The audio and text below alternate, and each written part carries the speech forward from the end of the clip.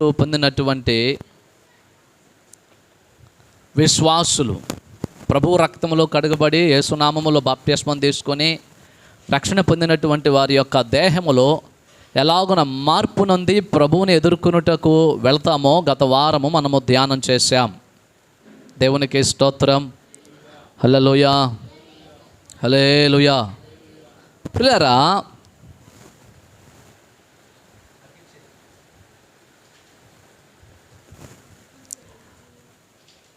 అయితే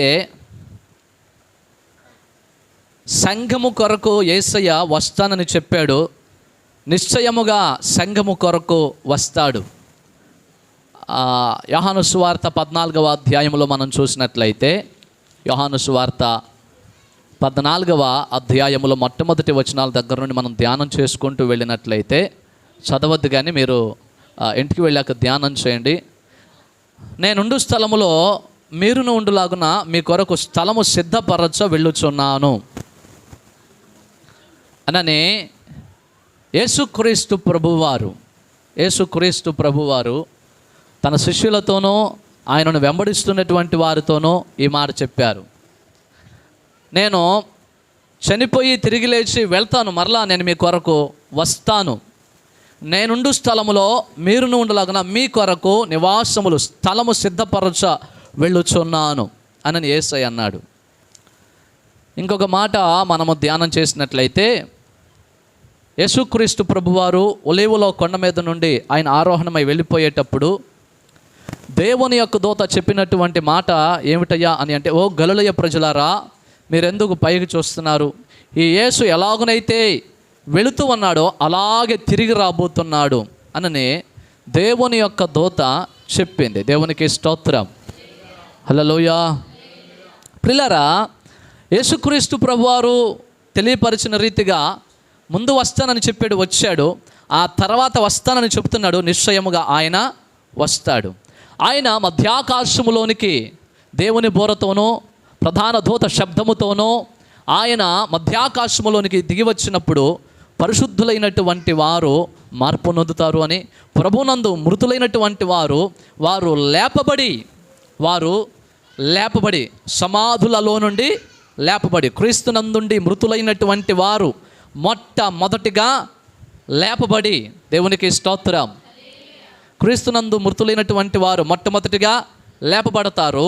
ఆ మీదట సజీవులలో ఉన్నటువంటి మనము, పరిశుద్ధులైనటువంటి వారు, రక్షణ పొంది మారు మనసు పొందినటువంటి వారు మహిమా దేహములు ధరించుకొని ప్రభువుని ఎదుర్కొన్నట్టుకు మధ్యాకాశములోనికి వెళతాము అనని. పిల్లరా, దేవుని యొక్క వాక్యమును గత వారము మనము శ్రద్ధగా ధ్యానం చేసాము. అయితే ఈ వారము ఎత్తబడినటువంటి సంఘము మధ్యాకాశములోనికి వెళ్ళిన తరువాత, జాగ్రత్తగా దయచేసి వినండి. ఎత్తబడినటువంటి సంఘము మధ్యాకాశములోనికి వెళ్ళిన తరువాత ప్రభునందు మృతులైనటువంటి వారిలో, సజీవులైనటువంటి వారిలో, రక్షణ పొంది మారు మనసు పొంది బాప్తిస్మం తీసుకొని యేసుక్రీస్తు కొరకు ఎదురు చూస్తూ యేసు కొరకు జీవించినటువంటి వారిని ప్రభువు మేఘముల మీద మహిమా దేహములు ఇచ్చి మేఘముల మీద కొనిపోతాడు. ఆయన తీసుకుని వెళ్తాడు. మధ్యాకాశములోనికి మనం వెళతాం. మధ్యాకాశములోనికి వెళ్ళిన తరువాత జరిగేటటువంటి సంఘటనలు నేను మీతో చెప్తాను. మధ్యాకాశములోనికి సంఘం ఎత్తబడిన, దయచేసి పిల్లల వైపు చూడకండి ప్లీజ్. మీరు శ్రద్ధగా ఇక్కడ ఆలోచన చేస్తేనే ఈ వాక్యం మీకు అర్థమవుతుంది. Listen to me. పిల్లలు అటు తిరుగుతారు, వాళ్ళ వైపు చూడొద్దు. మీరు వాక్యం మీద శ్రద్ధ నిలపండి, అది మీకు మేలు. దేవునికి స్తోత్రం. హల్లెలూయా, హల్లెలూయా. పిల్లరా, సంఘం మధ్యాకాశములోనికి వెళ్ళిన తర్వాత జరిగేటటువంటి సంఘటనలు ఏమిటి అని అంటే, మధ్యాకాశములో క్రీస్తు న్యాయపీఠము ఎదుట యేసుక్రీస్తు ప్రభువారు సంఘమునకు తీర్పు తీరుస్తారు. ఎవరికి? సంఘమునకు. ఈ తీర్పు, దేవుని బిడ్డలారా, క్రీస్తు న్యాయపీఠపు తీర్పు. యేసయ్యే సింహాసనం మీద ఆసీనుడయ్యి యేసయ్యే సంఘమునకు తీర్పు తీరుస్తాడు. ఎక్కడా అని అంటే, దేవుని బిడ్డలారా గమనించండి, మధ్యాకాశములో. ఎప్పుడండి అని అంటే, సంఘము మధ్యాకాశములోనికి ఎత్తబడిన తరువాత. దేవునికి స్తోత్రం. యేసయ్య తీర్పు తీరుస్తాడు. ఆ మాటలు ఆ రెఫరెన్స్లో మీకు చూపిస్తాను చూడండి. రోమీయులకు రాసినటువంటి పత్రిక 14వ అధ్యాయము, రోమీయులకు రాసినటువంటి పత్రిక 14వ అధ్యాయము 10వ వచనాన్ని మనము ధ్యానం చేసినప్పుడు, అయితే నీవు నీ సహోదరునికి తీర్పు తీర్చనేలా, నీ సహోదరుని నిరాకరింపనేలా, మనమందరము దేవుని న్యాయపీఠము ఎదుట నిలుతుము. నా తోడు ప్రతి మోకాలును నా ఎదుట వంగును, ప్రతి నాలుకయు దేవుని స్తుతించును అని ప్రభువు చెప్పుచున్నాడు అని వ్రాయబడి ఉన్నది కనుక మనలో ప్రతి వాడును తన్ను గురించి దేవునికి లెక్క అప్పగించవలెను. మనలో ప్రతివాడు దేవునికి లెక్క అప్పగించవలెను. ఎక్కడా? క్రీస్తు న్యాయపీఠం ఎదుట. స్థలం ఏమిటండి? ఎక్కడండి స్థలమో అని అంటే మధ్యాకాశములో.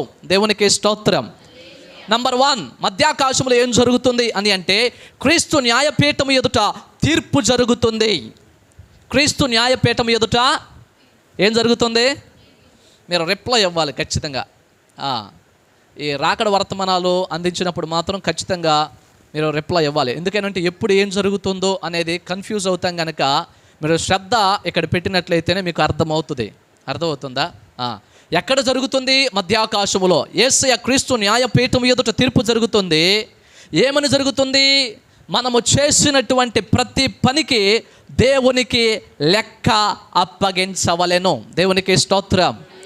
ఇంకా మీకు విపులీకరించి చెప్తాను చూడండి. 2వ కొరింథీయులకు రాసినటువంటి పత్రిక 5వ అధ్యాయము, కొరింథీ పత్రిక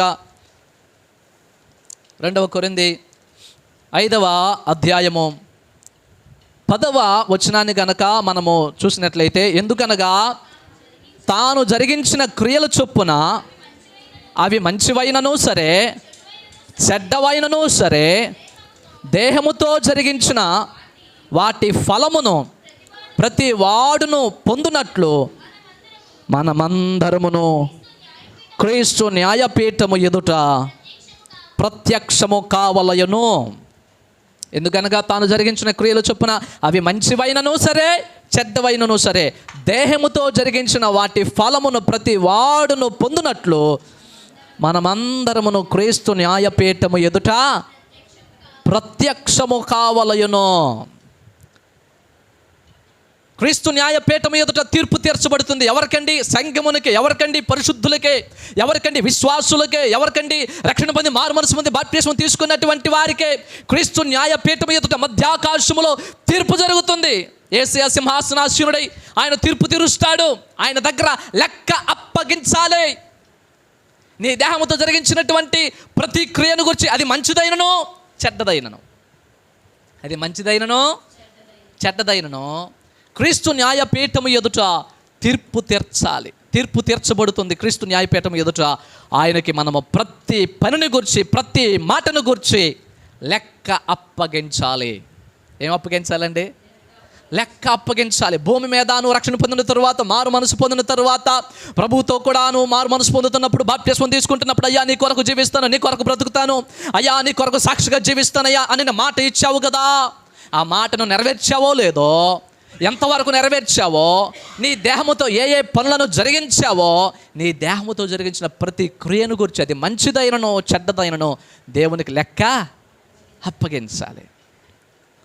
నీ దేహముతో జరిగించిన ప్రతి కార్యమును గురించి దేవునికి లెక్క అప్పగించాలి. ఎక్కడండి? క్రీస్తు న్యాయపీఠం ఎదుట. ఈ రోజున ప్రార్థనకు రాకపోతే అయ్యగారు అడగకపోవచ్చును, అర్థమవుతుందా?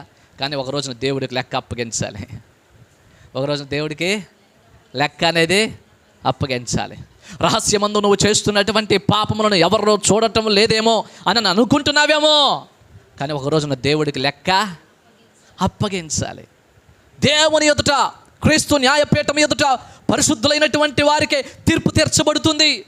నువ్వు రక్షణ పొందిన తర్వాత, మారు మనసు పొందిన తర్వాత, బాప్తిస్మం తీసుకున్న తర్వాత దేవుని కొరకు ఎంతవరకు నీవు బాగుగా జీవించావో, లేదా దేవునికి వ్యతిరేకంగా ఏ ఏ పనులను చేసావో ఆ పనులన్నింటిని గురించి దేవుని ఎదుట లెక్క అప్పగించాలి. ఏం అప్పగించాలి? ఎక్కడండి? క్రీస్తు న్యాయపీఠం ఎదుట. ఎక్కడండి? క్రీస్తు న్యాయపీఠం ఎదుట మనము దేవునికి లెక్క అప్పగించాలి. ఇంకొక మాట చూపిస్తాను చూడండి, దేవుని యొక్క వాక్యంలోనే 1 కొరింథీ పత్రిక 3వ అధ్యాయము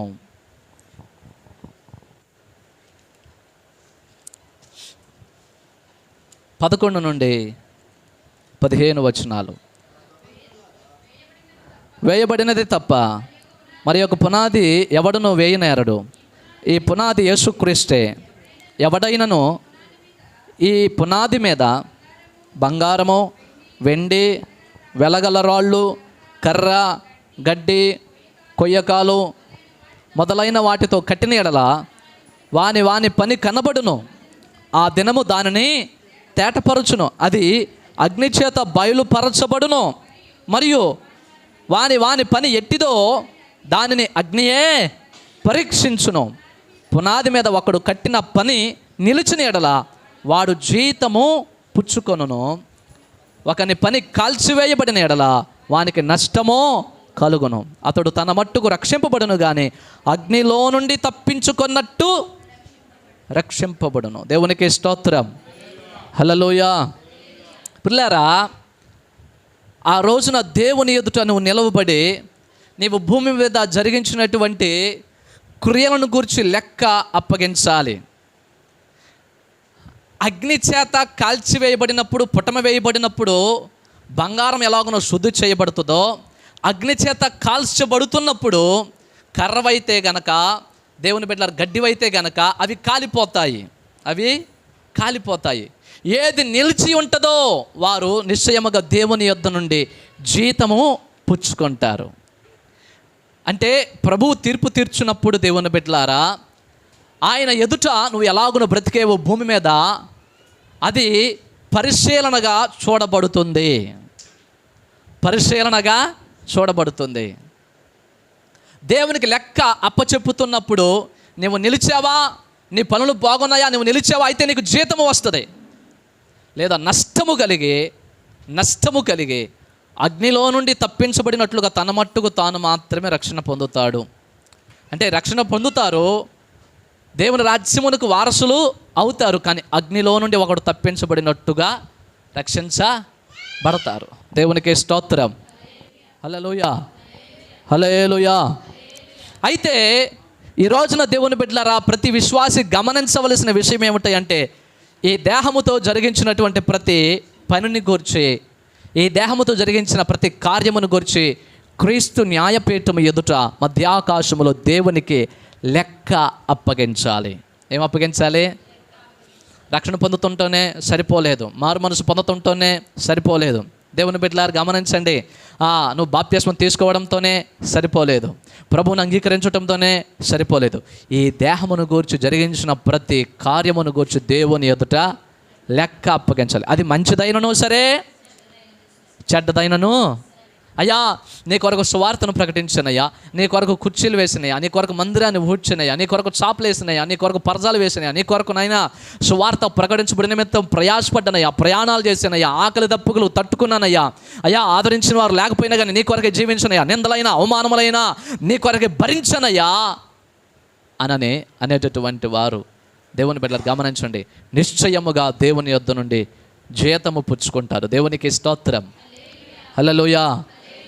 దేవుడు చూస్తున్నాడు, నీ ప్రయాసను దేవుడు చూస్తున్నాడు, నీ కష్టమును దేవుడు చూస్తున్నాడు, నీ పరిశుద్ధతను దేవుడు చూస్తున్నాడు, నీ నీతిని దేవుడు చూస్తున్నాడు, నీ యథార్థతను దేవుడు చూస్తున్నాడు, నీ పరిశుద్ధతను దేవుడు చూస్తున్నాడు.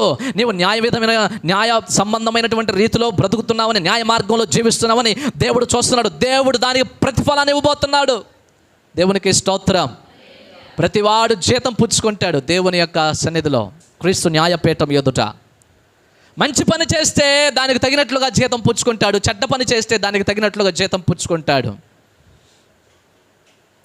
మంచి పని చేస్తే దేవుని బిడ్డలారా, నీ దేహముతో జరిగించిన ప్రతి మంచి పనిని గురించి దేవుని యొద్ద లెక్క చూడబడుతుంది. దానికి తగిన జీతమును, దానికి తగినటువంటి బహుమానమును ప్రభువు అనుగ్రహిస్తాడు. దేవునికి స్తోత్రం. హల్లెలూయా. ఒకవేళ చెడ్డదైతే, నేను జరిగించిన కార్యములు, నా శరీరంతో జరిగించిన కార్యములు చెడ్డవైతే ఏమిటండి అయ్యగారు అని అంటే, దానికి సంబంధించినటువంటి ప్రతిఫలం నీకు ఉంటుంది. ఆయన నిన్ను లెక్క అడుగుతాడు. అందరి ముందు నిలవబెట్టి నిన్ను ఖచ్చితంగా నిన్ను అడుగుతాడు, ఈ పాపం ఎందుకు చేసావు, ఈ దోషం ఎందుకు చేసావు, ఈ అబద్ధం ఎందుకు ఆడావు, ఈ మోసం ఎందుకు చేసావు, ఈ దగ ఎందుకు చేసావు అని దేవుడు నిశ్చయముగా నిన్ను లెక్క అడిగేటటువంటి రోజు క్రీస్తు న్యాయపీఠము ఎదుట ఒకరోజు రాబోతుంది. మధ్యాకాశంలో ఏం జరుగుతుంది అని అంటే, క్రీస్తు న్యాయపీఠము ఎదుట తీర్పు జరుగుతుంది. ఎవరికండి? పరిశుద్ధులకు. ఎవరికే? పరిశుద్ధులైనటువంటి వారికి. ఏమనండి అని అంటే, ఈ దేహముతో జరిగించిన ప్రతి కార్యమును గురించి, ప్రతి పనిని గురించి, అది మంచిదైనను సరే చెడ్డదనను సరే, ఈ దేహముతో దేవుని కొరకు పాటుపడ్డావా, ఈ దేహముతో దేవుని కొరకు ప్రయాసపడ్డావా, ఈ దేహమును నీవు ఈ మంటిఘట్టమును చాలా జాగ్రత్తగా, లోక మాలిన్యం అంటకుండా, అపవిత్రత అంటకుండా నువ్వు చాలా జాగ్రత్తగా కాపాడుకుంటున్నావా, నీ నేత్రములతో మంచి చూసావా, నీ శరీరముతో మంచి చేసావా, నువ్వు కష్టపడి దేవుని కొరకు పని చేసావా, నిశ్చయముగా దేవుని యొద్ద నుండి జవాబులను, నిశ్చయంగా దేవుని యొద్ద నుండి ప్రతిఫలాన్ని, జీతాన్ని నువ్వు మధ్యాకాశంలో క్రీస్తు న్యాయపీఠం ఎదుట పొందుకుంటావు. ఒకవేళ చెడు చేస్తే, ఒకవేళ పాపం చేస్తే నువ్వు అనుకునవచ్చును, అయ్యగారు నేను చేసినటువంటి పాపం ఎవ్వరికీ తెలియదు కదా, ఎవరికీ తెలియదు కదా. ఈ రోజున ఈ లోకంలో తెలియకపోవచ్చు. నువ్వు చేసిన పాపము, నువ్వు చేసిన దోషము, నువ్వు చేసిన అతిక్రమము ఎవరికి తెలియకపోవచ్చు. దొంగతనంగా డబ్బులు కాజేసింది, దొంగతనంగా దేవుని బిడ్డలకు మోసాలు చేసి డబ్బులు సంపాదించినది, లేదా దేవుని బిడ్డలు గమనించండి, రహస్యముగా వ్యభిచార పాపములు చేసినవి, జారత్వములు జరిగించినవి, రహస్యముగా దేవుని బిడ్డలారా ఒకళ్ళ మీద ఒకళ్ళు చాడీలు చెప్పుకునేవి, ఒకళ్ళ మీద నిందలు వేసేవి, రహస్యముగా దేవుని బిడ్డలారా ఒకళ్ళ మీద ఒకళ్ళు మాట్లాడుకునేవి దేవుడు వింటున్నాడు. ఈ రోజున దేవుని బిడ్డలారా గమనించండి, నోటితో మాట్లాడిన ప్రతి చెడ్డ మాటను బట్టి కానీ మంచి మాటను బట్టి కానీ దేవుని న్యాయపీఠం ఎదుట తీర్పు తీర్చబడుతుంది. మొట్టమొదటిగా ఆ మాటను మనం చదువుకున్నాం. ఎక్కడ? రోమీలకు రాసిన పత్రిక 14వ అధ్యాయము 10వ వచనంలో ఆ మాటను మనం చదువుకున్నాం. నీ నోటి చేత వచ్చినటువంటి ప్రతి మాటను బట్టి దేవునికి లెక్క అప్పగించాలి. దేవునికి స్తోత్రం, హల్లెలూయా. నీ నోటి ద్వారా వచ్చినటువంటి ప్రతి మాటను బట్టి, ఈ రోజున నేను బూతులాడుతున్నాను, నేను దుర్భాషలాడుతున్నాను అంటే ఎవరు చూడటం లేదులే. నేను ఎక్కడో పని దగ్గర ఉన్నాను, అయ్యగారు చూడటంలా, సంఘానికి తెలియదు. నేను ఎక్కడో ఆ కాలేజీలో ఉన్నాను, అయ్యగారికి తెలియదు, సంఘమునకు తెలియదు. నేను బూతులాడవచ్చును, నన్ను చూసేవారు ఎవరు లేరు కనుక నేను మాట్లాడతాను అని అనుకునేవారు ఉన్నారేమో. ఈ రోజున నువ్వు మాట్లాడే ప్రతి మాటను గూర్చి క్రీస్తు న్యాయపీఠం ఎదుట లెక్క అప్పగించాలి, లెక్క అప్పగించాలి. కనుక ప్రియులారా, నువ్వు ఎలాగును జీవిస్తున్నావో పరిశీలన చేసుకోవాలి. ఈరోజు నిన్ను ఎవరు చూడకపోవచ్చు, ఎవరు నిన్ను అడగకపోవచ్చు. Nobody will question you. ఎవరు నిన్ను అడగరు ఈ లోకంలో. నువ్వు తప్పు చేసేవేంటి, నువ్వు దోషం చేసేవేంటి ఎవరు అడగకపోవచ్చు. కానీ ఒక రోజున ప్రభువు అడిగేటటువంటి రోజు ఒకటి ఉంది. క్రీస్తు న్యాయపీఠము ఎదుట మనలో ప్రతివాడు దేవునికి లెక్క అప్పగించాలి. హల్లెలూయా, హల్లెలూయా. దగ్గరగా చెప్దాం, హల్లెలూయా. కనుక నా ప్రియమైనటువంటి సహోదరి సహోదరులారా, ఈ భూమి మీద పరిశుద్ధులైనటువంటి వారు, సంఘముగా పిలువబడుతున్నటువంటి వారు, ప్రభు రక్తములో కడగబడినటువంటి వారు ఇప్పుడు చాలా జాగ్రత్తగా ఈ శరీరమును, నోటి మాటను చాలా జాగ్రత్తగా కాపాడుకోవాలి. ఒకవేళ ప్రభువుని క్షమించమని అడిగితే ప్రభు క్షమించి వేస్తాడు. కానీ లెక్కలోనికి మాత్రం వస్తుంది. అందరి ఎదుటి ప్రభు లెక్క అడుగుతాడు. ఆ రోజున అవమానం పొందకుండా ఉండాలి అని అంటే, ఆ రోజున ధైర్యముగా నువ్వు చేసినటువంటి పని దేవుని ఎదుట అగ్నిలో కాల్చబడిన తర్వాత నిలిచి ఉంటుందో, ఏది నిలిచి ఉంటుందో వారే జీతము పుచ్చుకుంటారు. అర్థమవుతుందా? ఈ రోజున వేషధారణగా ఉంటే ఉండవచ్చునేమో.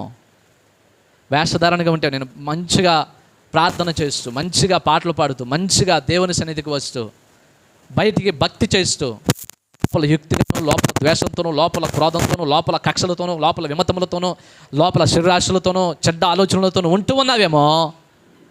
ఆ రోజున దేవుని బిడ్డలారా, నీ హృదయముతో చేసినటువంటి పాపములను బట్టి కూడా దేవుని ఎదుట లెక్క అప్పగించాలి. ఈ రోజున అయ్యగారు చూడకపోవచ్చు, సంఘము చూడకపోవచ్చు, but God is watching you. దేవుడు నిన్ను చూస్తున్నాడు. ప్రతిదీ లెక్క రాయబడుతుంది ఆయన సన్నిధిలో. గ్రంథములు ఉన్నాయి ఆయన సన్నిధిలో. ఆ గ్రంథములలో నీ లెక్క వ్రాయబడుతుంది. నిన్నటి దినమున ఏం చేసావో, నిన్నటి దినమున ఎక్కడెక్కడికి వెళ్ళావో, నిన్నటి దినమున ఏమేమి పనులు చేసావో ప్రతిదీ ప్రభు లెక్క రాస్తున్నాడు. ఈ వారమంతు ఎన్ని దుర్భాషలు ఆడావో, ఎన్ని మోసపు మాటలు మాట్లాడావో, ఎన్ని అబద్ధాలు మాట్లాడావో దేవుని సన్నిధిలో పుస్తకంలో నీ లెక్క వ్రాయబడుతుంది. క్రీస్తు న్యాయపీఠం ఎదుట ఆయన తీర్పు తీరుస్తాడు. ఆ తీర్పులో దేవుని బిడ్డలారా, మనం ఈ శరీరముతోనో లేదా నోటితోనో లేదా హృదయముతోనో లేదా నేత్రములతోనో జరిగించినటువంటి ప్రతి పాపము, ప్రతి దోషము క్రీస్తు న్యాయపీఠం ఎదుట లెక్క అప్పగించాలి. మొబైల్లో రహస్యంగా ఏం చూస్తున్నావో గాడ్ ఈజ్ వాచింగ్ యూ. దేవుడు నిన్ను చూస్తున్నాడు. దేవుడు నిన్ను చూస్తున్నాడు. మనుషులు చూడకపోవచ్చు, తల్లిదండ్రులు చూడకపోవచ్చు, బిడ్డలు చూడకపోవచ్చు, but God is watching you. దేవుడు నిన్ను చూస్తున్నాడు.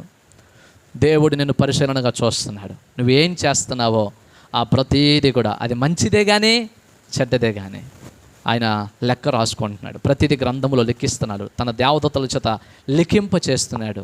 ఆ రోజున గ్రంథములు తెరవబడతాయి. గ్రంథములు తెరవబడతాయి. క్రీస్తు న్యాయపీఠం ఎదుట ఆయన లెక్క అడుగుతాడు. అయ్యా పాపారావు ఇట్లారా అని చెప్పేసి దేవుడు పిలుస్తాడు. అక్కడ అందరి ఎదుట నిల్చుంటాడు. యాయా నువ్వు ప్రతి బుధవారం మందిరానికి వెళ్ళావా? వెళ్ళానండి. ప్రతి శనివారం వెళ్ళావా? వెళ్ళానండి. ప్రతి ఆదివారం వెళ్ళావా? వెళ్ళానండి. మరి అదేమిటయ్యా పలానా రోజున పలానా తేదీన పలానా సమయంలో నీవు మందిరానికి వెళ్ళినట్లుగా లేదు. పలానా తేజ ఇటు రావియా. దేవుడు పిలుస్తాడు. వెళ్ళి నిలబడిన తర్వాత ఏమయ్యా ఆదివారం ప్రార్థనకి వెళ్ళావా? లేదండి. మరి ఎక్కడికి వెళ్ళావు? ఆ రోజున పనికి వెళ్ళానండి. పనికి వెళ్ళానండి. లెక్క అడుగుతాడు ప్రభు, లెక్క అడుగుతాడు. లేదండి నేను మా మందిరానికి వెళ్ళానండి, కావాలంటే మా అయ్యగారిని కూడా అడగండి అని అన్నాడు అనుకో, సంగతి చెప్తున్నాను. ఏంటి వాళ్ళిద్దరం ఉదాహరణకు చెప్పాను. వాళ్ళు మంచోళ్ళు కనుక అపార్థం చేసుకోరు కనుక. వాస్తవానికి అయితే మా పెద్దనాన్న అందరికంటే ముందు వస్తాడు. మా పెద్దనాన్న అందరికంటే రోజు రెగ్యులర్గా వస్తాడు. మీరు అందరూ యాబ్సెంటీస్. యాక్చువల్లీ మీరు బాగా లేట్గా వస్తారు. అసలు చాలా వాయిదాలు కూడా వేస్తారు. సగం రోజులే వస్తున్న రోజులు ఉన్నాయి. మీ సగం రోజులు ఎగ్గొట్టేశారు. దేవునికి స్తోత్రం. దగ్గర చెప్పండి హల్లెలూయ. ఇంటికాడుండి ఏం చేసావో, ఇంటికాడుండి ఎన్ని ఆటలు ఆడుకున్నావో, ఇంటికాడుండి ఎన్ని పనులు చేసావో, ఎన్ని ప్రయాణాలు చేసావో, ఎన్ని ఫంక్షన్లు తిరిగావో దేవుడు అంతటిని చూస్తున్నాడు. ఒక రోజున ఆయన లెక్క అడుగుతాడు. ఏమడుగుతాడు? లెక్క అడుగుతాడు. ఈ రోజున నేనేం అడగకపోవచ్చు. ఏమ్మా ప్రార్థన ఎందుకు రాలేదమ్మా ఆదివారం, నేను అడగకపోవచ్చును. దేవుడు చూసుకుంటాడులే, దేవుడే చూసుకుంటాడులే, నేను వదిలేయవచ్చును. నేను గద్దించకపోవచ్చు, నేను తిట్టకపోవచ్చు, నేను సరి చేయకపోవచ్చు, ఒకవేళ నేను గట్టిగా గతమకపోవచ్చు. ఒకవేళ అడిగితే అదో తంట, అడిగితే అయ్యగారి మీద మళ్ళీ కోపం, అయ్యగారి మీద దోషం. ఇవన్నీ కూడా ఎందుకు అనని, దేవా నువ్వే చూసుకొని నేను అప్పగించేస్తానేమో అని ఒక రోజున మాత్రం దేవుడు ఖచ్చితంగా లెక్క అడుగుతాడు. దేవునికి స్తోత్రం. ఎన్ని ఆత్మలను సంపాదించావు అని ప్రభు లెక్క అడుగుతాడు. ఎంతవరకు నా కొరకు పని చేసావు ప్రభు లెక్క అడుగుతాడు. ఎంతవరకు ప్రయాసపడ్డావు ప్రభు లెక్క అడుగుతాడు. ఎంతవరకు నా కొరకు జీవించావు, నా కొరకు శరీరాశులను చంపుకొని, నేత్రాశులను చంపుకొని, జీవపు నమ్మమును చంపుకొని, ఈ లోకములో పేరు ప్రఖ్యాతుల కొరకు ఆశపడక దేవుని కొరకు నీతిగా యథార్థంగా పరిశుద్ధంగా జీవిస్తూ నీవు దేవుని కొరకు ఎంతగా జీవించావో ప్రభు లెక్క అడిగినప్పుడు, ఒకవేళ గనక నువ్వు నిలిచి ఉన్నట్లయితే ఆ లెక్కలో దేవుని బిడ్డ నువ్వు మంచి పనులే చేసినట్లుగా కనబడితే నిశ్చయముగా దానికి సంబంధించిన జీతము, దానికి సంబంధించిన బహుమానములు నువ్వు నిశ్చయముగా ప్రభు దగ్గర నుండి పొందుకుంటావు. దేవునికి స్తోత్రం. హల్లెలూయా. దేవుని బిడ్డలారా, ఆఫ్టర్ రెసరెక్షన్, సంఘము ఎత్తబడిన తరువాత, సంఘము పునరుద్ధానులయ్యి క్రీస్తునందు మృతులైనటువంటి వారు పునరుద్ధానులయ్యి క్రీస్తునందు మృతులైనటువంటి వారు లేపబడిన తరువాత పరిశుద్ధులలో, సజీవులలో పరిశుద్ధులుగా సంఘముగా ఉన్నటువంటి వారు ఇరువురు కూడా మహిమాదేహమును ధరించుకొని మధ్యాకాశములోనికి వెళ్ళిన తర్వాత మొట్టమొదటిగా జరిగేటటువంటి సంఘటన ఏమిటయ్యా అని అంటే, క్రీస్తు న్యాయపీఠం ఎదుట తీర్పు జరుగుతుంది. ఆ తీర్పులో నువ్వు మంచి చేసినా కానీ చెడు చేసినా కానీ దేవునికి లెక్క అప్పగించాలి. నంబర్ 2, క్రీస్తు న్యాయపీఠం ఎదుట ఏం జరుగుతుంది అని అంటే, లెక్కలో ఉత్తీర్ణులైనటువంటి వారికి, పాస్ అయినటువంటి వారికి, దేవునికి అనుకూలంగా, దేవునికి ఇష్టపూర్వకంగా జీవించినటువంటి వారికి బహుమానములు ఇవ్వబడతాయి. దేవునికి స్తోత్రం. లేదా జీతము ఇవ్వబడుతుంది. ఏమి ఇవ్వబడుతుంది? జీతము ఇవ్వబడుతుంది, బహుమానములు ఇవ్వబడతాయి. ఏమిటండి ఆ బహుమానములు, ఏమిటండి ఆ జీతము అని అంటే రకరకాలుగా ఉన్నాయి. వాటిల్లో ఒకటి దేవుని బిడ్డలారా, కిరీటముల రూపములో ఆయన బహుమానములు ఇవ్వబోతున్నాడు.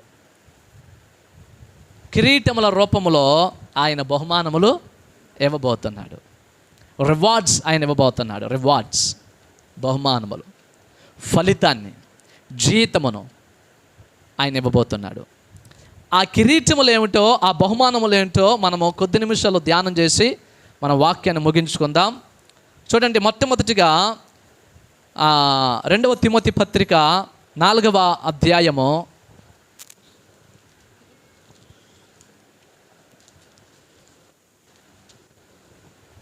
7-8 వచనాలు. మంచి పోరాటము పోరాడి తిని నా పరుగు కడముట్టించి తిని విశ్వాసము కాపాడుకొంటిని. ఇక మీదట నా కొరకు నీతి కిరీటము ఉంచబడి ఉన్నది. ఆ దినమందు నీతిగల న్యాయాధిపతి అయిన ప్రభు అది నాకు మాత్రమే కాకుండా తన ప్రత్యక్షతను అపేక్షించు వారికి అందరికీ అనుగ్రహించును. దేవునికి స్తోత్రం. హల్లెలూయా, హల్లెలూయా. దేవుని బిడ్డలారా గమనించండి, మంచి పోరాటము పోరాడి తిని నా పరుగు కడముట్టించి తిని విశ్వాసము కాపాడుకొంటిని. అపోస్తలుడైన పౌలు గారు ఈ మాట మాట్లాడుతున్నాడు. నేను మంచి పోరాటము పోరాడాను, మంచి పోరాటము పోరాడాను, నా పరుగు కడముట్టించాను. ఇక మీదట నాకు నీతి కిరీటమే ఉంచబడి ఉన్నది అని మాట్లాడుతున్నాడు. దేవునికి స్తోత్రం. ఆయన ఇచ్చేటటువంటి బహుమానములలో నంబర్ 1 ఏమిటి అని అంటే నీతి కిరీటము. ఏ కిరీటము? నీతి కిరీటము. మంచి పోరాటము పోరాడినటువంటి వారికి. దేవుని బిడ్డలు గమనించండి, ఈ లోకంలో చాలా పోరాటాలు ఉన్నాయి. క్రైస్తవులకు, విశ్వాసులకు చాలా పోరాటములు ఉన్నాయి. దేవుని బిడ్డలారా, లోకస్తులు మన మీద నిందలు వేస్తారు, అది ఒక పోరాటము. దేవుని బిడ్డలారా, అపవాది తంత్రములు మన జీవితంలో ఎన్నో ఉంటూ ఉంటాయి. అపవాది మన మీద దాడి చేస్తూ ఉంటాడు. దేవుని బిడ్డలారా, వాడితో పోరాడుతూ ఉంటాము. దేవుని బిడ్డలారా గమనించండి, స్వార్థ పరిచర్య చేస్తూ ఉంటే ఎన్నో ఆటంకములు, ఎన్నో అడ్డంకులు ఎదురవుతూ ఉంటాయి. అది ఒక పోరాటము. దేవుని బిడ్డలారా, అయితే పౌలునకు కలిగినటువంటి ఆ పోరాటములన్నింటిలో కూడా అతడు మంచిగా పోరాడాడు. దేవునికి స్తోత్రం. తన పరుగును కడముట్టించాడు. దేవుని బిడ్డలారా, పౌలు గారు దేవుని బిడ్డలారా అనేకమైనటువంటి మార్లు బెత్తముల చేత కొట్టబడ్డాడు. అపోస్తలుడైనటువంటి పౌలు గారు దేవుని బిడ్డలారా స్వార్థను ప్రకటిస్తూ ఉంటే బెత్తముల చేత కొట్టబడ్డాడు, ఖైదులో ఉంచబడ్డాడు, జైల్లో బంధించబడ్డాడు. దేవుని బిడ్డలారా చెరసాలలో వేయబడ్డాడు. దేవుని బిడ్డలారా చివరికి దేవుని బిడ్డలారా దేవుని కొరకు హతసాక్షి అయిపోయాడు. పౌలు గారి యొక్క తల శిరచ్ఛేదనము చేయబడినది, తల ఖండించబడినది, తల మొత్తం ఖండించబడినది. అలా దేవుని కొరకు హతసాక్షి అయిపోయినటువంటి వాడు పౌలు గారు. మంచి పోరాటము పోరాడాడు. క్రీస్తును నేను ఎరుగను, శ్రమ వచ్చినప్పుడు యేసే నాకు వద్దు, బాధ కలిగినప్పుడు యేసు నాకు వద్దు, కష్టము కలిగినప్పుడు యేసు నాకు వద్దు అని నేను చెప్పలేదు. దేవుని బిడ్డలారా పౌలు గారు శ్రమలు వచ్చినా, కష్టములు వచ్చినా, ఇబ్బందులు వచ్చినా, కరువైన వస్త్రహీనత అయినను దేవుని కొరకు జీవించాడు. మంచి పోరాటము పోరాడాడు అపోస్తలుడైన పౌలు గారు. ఒక చోట అంటాడు, చాలా మార్లు ఆకలితో అలమటించాను. ఆకలితో పోరాటం దేవుని పరిచర్య చేస్తున్నటువంటి దినములలో చాలా మార్లు నేను సముద్రములలో చిక్కుకుని పోయి, వాడలు బద్దలైపోయి సువార్తను ప్రకటించడానికి ప్రయాణములు చేస్తూ వెళుతూ ఉంటే వాడ బద్దలైపోయి సముద్రములలో చిక్కుకొని పోయి చాలా బాధపడ్డాను అని అంటాడు. వస్త్రహీనుడిగా సరైన వస్త్రములు లేక చాలా బాధపడ్డాను. అయినను ప్రభునైతే విడిచిపెట్టలేదు. దేవునికి స్తోత్రం. దేవుని స్వార్థను మాత్రం ప్రకటించడం ఆపలేదు. దేవుని కొరకు జీవించడం మాత్రం ఆపలేదు. దేవుని కొరకు బ్రతికాడు, దేవుని కొరకు జీవించాడు, దేవుని కొరకు ప్రకటించాడు. అనేకమైనటువంటి చోట్లకు ప్రయాణం చేశాడు అపోస్తలుడైనటువంటి పౌలు గారు. బైబిల్ గ్రంథంలో మనం చూసినట్లయితే అందరికంటే ఎక్కువ ప్రయాణాలు, అందరికంటే ఎక్కువగా సువార్తను ప్రకటించినది, అందరికంటే ఎక్కువ సంఘములను కట్టినది కూడా అపోస్తలుడైనటువంటి పౌలు గారే. అందుకనే తాను ఈ మాట అంటున్నాడు, నేను మంచి పోరాటము పోరాడి తిని నా పరుగు కడముట్టించుదని, ఇక మీదట నా కొరకు నీతి కిరీటము ఉంచబడి ఉన్నది. దేవునికి స్తోత్రం. హల్లెలూయా, హల్లెలూయా. ఇక మీదట నా కొరకు నీతి కిరీటము ఉంచబడినది, నా పరుగు కడముట్టించుతని, విశ్వాసము కాపాడుకుంటుని అని అంటున్నాడు. విశ్వాసము కాపాడుకుంటుని. దేవుని మీద ఏ విశ్వాసం అయితే ఉంచానో ఆ విశ్వాసాన్ని నేను కాపాడుకున్నానండి. దేవుని మీద ఏ విశ్వాసం అయితే ఉంచానో ఆ విశ్వాసముని నేను కాపాడుకున్నాను. నా విశ్వాసము కాపాడుకున్నాను. దేవుని విడిచిపెట్టలేదు, దేవుని యొక్క ఘనతను విడిచిపెట్టలేదు, దేవుని మహింపరచడం విడిచిపెట్టలేదు, దేవుని ఆరాధించడం విడిచిపెట్టలేదు, దేవునికి ప్రార్థన చేయడం విడిచిపెట్టలేదు. నా విశ్వాసము నేను కాపాడుకున్నాను. నేను మరణమైపోయేంత వరకు కూడా నా విశ్వాసమును కాపాడుకుంటూనే ఉన్నాను. చివరి దినములలో అపోస్తలుడైన పౌలు గారు మాట్లాడుతున్నటువంటి మాట ఇది, నా విశ్వాసం నేను కాపాడుకుంటున్నాను. ప్రభువును అంగీకరించినప్పుడు ఎంతటి విశ్వాసముతో ఉన్నానో, నేను నా మరణకాల సమీపిస్తూ ఉండగా కూడా అంతే విశ్వాసముతో దేవుని మీద నేను ఉన్నాను. చాలామంది యొక్క విశ్వాసము సన్నగిల్లిపోతుంది. చాలామంది విశ్వాసముల నుండి వైదొలగిపోతారు, విశ్వాసములో నుండి బయటికి వెళ్ళిపోతారు.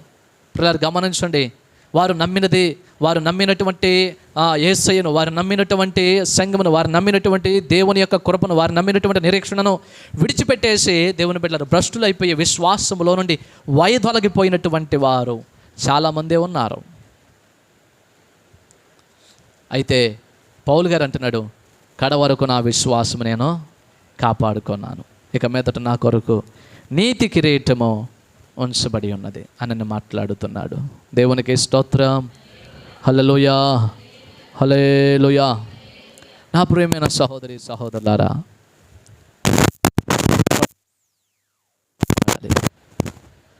అపోస్తలులతో పోల్చుకుంటే మన పోరాటంలో చాలా చిన్నవే.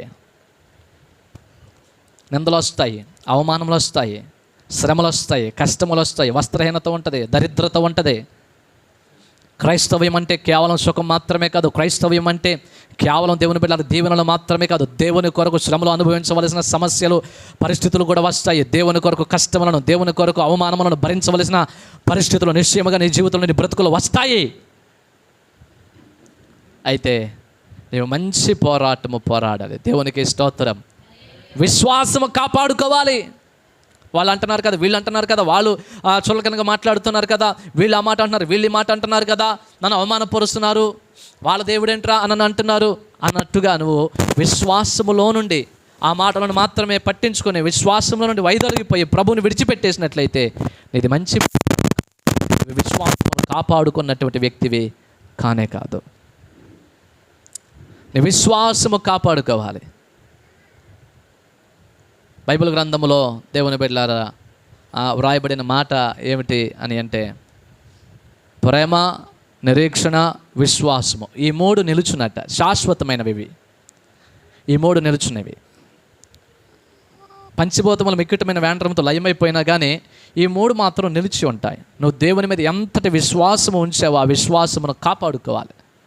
విశ్వాసమును విడిచిపెట్టకూడదు, విశ్వాసముల నుండి వైదొలగిపోకూడదు, ప్రభువుని విడిచిపెట్టకూడదు, ఆయన మీద ఉన్న విశ్వాసమును విడిచిపెట్టకూడదు. విశ్వాసము కాపాడుకోవాలి. మంచి పోరాటము పోరాడి తిని నా పరుగు కడముట్టించి తిని. దేవుడు నన్ను ఎందుకొరకు ఎన్నుకున్నాడు, ఎందుకొరకు ఏర్పాటు చేసుకున్నాడు, ఎందుకొరకు పిలుచుకున్నాడు, ఆ గురి యొద్దకు నేను పరిగెత్తాను. ఆయన చేయమన్న పనులన్నీ చేసేసాను. దేవుని కొరకు ఎలాగో జీవించమన్నాడు అలాగనే బ్రతికాను. నా పరుగు అలాగనే నమ్మకంగా కడముట్టించాను. నా విశ్వాసం నేను కాపాడుకున్నాను. ఇక మీదట నాకు నీతి కిరీటము ఉంచబడి ఉన్నది అని మాట్లాడుతున్నాడు. నీ దగ్గర అంత నిశ్చయత ఉందా? నీ దగ్గర ఆ కన్ఫర్మేషన్ ఉందా? నీ దగ్గర అంత సంపూర్ణమైనటువంటి నమ్మిక నీ దగ్గర ఉందా? నేను మంచి పోరాటము పోరాడుతున్నాను, నిందలైన, అవమానములైన, సమస్యలైన, కష్టమైన, దరిద్రతైన, వస్త్రహీనతైన మంచి పోరాటమే పోరాడుతున్నాను. శరీరాశలను లాగినా కానీ, నేత్రాశలను లాగినా కానీ దేవుని కొరకే జీవిస్తున్నాను.